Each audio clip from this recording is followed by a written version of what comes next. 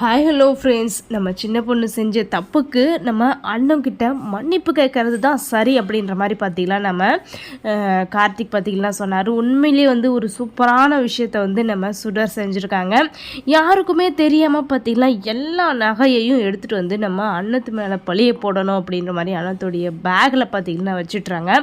இப்போ அந்த விஷயத்த வந்து நம்ம சுடர் பார்த்திங்கன்னா அழகாக வந்து வாட்ச் பண்ணிட்டாங்க. அது மட்டும் இல்லாமல் தான் அம்மா அப்படின்னு கூட நினைக்காம பார்த்திங்கன்னா எல்லார் முன்னாடியும் வந்து ஓப்பனாக உண்மையை சொன்னாங்க இல்லையா, அதுதாங்க இதில் மிகப்பெரிய விஷயம்.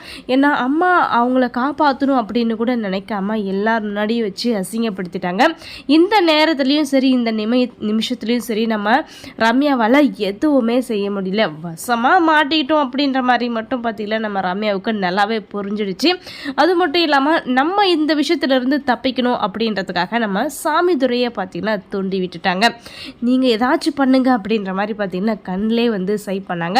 உடனடியாக என்ன, என் பொண்டாட்டி தப்பு செஞ்சுட்டா அவரை தண்டனை அனுபவிச்சு ஆகணும் அப்படின்ற மாதிரி எல்லார் முன்னாடியும் வந்து அடித்து அசிங்கப்படுத்துகிறேன் அப்படின்ற மாதிரி பார்த்திங்கன்னா எல்லார் முன்னாடியும் வந்து வேடிக்கை பார்க்குற மாதிரி வந்து நம்ம சின்ன பொண்ணை பார்த்திங்கன்னா கை நீட்டி அடிச்சிடுறாரு. கை நீட்டி அடிக்கிறது மட்டும் இல்லாமல் நம்ம கார்த்திக் பார்த்திங்கன்னா இப்போ வந்து நான் வந்து இவங்க மேலே கம்ப்ளைண்ட் கொடுக்குறேன், என் பொண்டாட்டி நகையை திருடுனா அப்படின்ற மாதிரி என் பொண்டாட்டி மேலே இவங்க கம்ப்ளைண்ட் கொடுக்குறாங்க.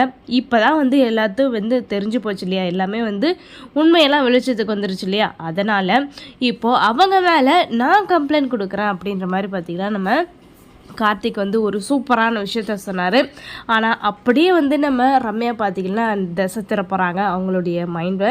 ஏன்னா இப்போ வந்து அண்ணன் வந்து தப்பு செய்யலை அப்படின்றது தெரிஞ்சு போச்சு, நான் கேஸை வாபஸ் வாங்கிடுறேன் அப்படின்ற மாதிரி பார்த்திங்கன்னா நம்ம ரம்யா வந்து இதை வந்து அப்படியே எதுவுமே பிரச்சனையே இல்லை அப்படின்ற மாதிரி முடிச்சு கட்டிடலாம் அப்படின்ற மாதிரி பிளான் பண்ணுறாங்க. ஆனால் நம்ம கார்த்திக் இன்னும் கொஞ்சம் தோண்டி விட்டுக்கிட்டே தான் இருக்காங்க.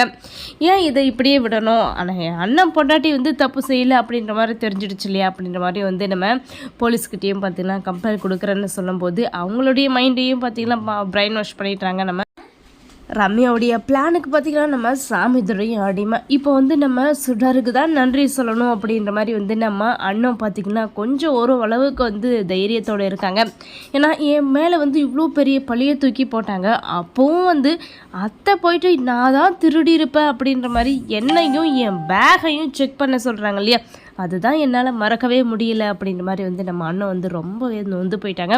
எல்லாம் சரியாயிரும், அவளுடைய பிளானும் அவளுடைய எண்ணமும் உனக்கு தெரியாதாமா அப்படின்ற மாதிரி வந்து நம்ம சண்முக வாத்தியாரும் பார்த்திங்கன்னா நம்ம அண்ணத்துக்கு ஆறுதல் சொல்கிறாங்க.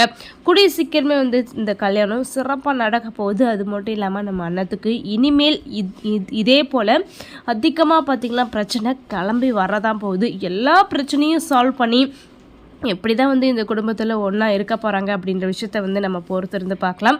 அடுத்ததான் என்ன நடக்கும் அப்படின்னு நம்ம பொறுத்திருந்து பார்க்கலாம். இந்த மாதிரி இன்ட்ரெஸ்டிங்கான வீடியோ கேட்க நம்ம சேனலை சப்ஸ்கிரைப் பண்ணிக்கோங்க.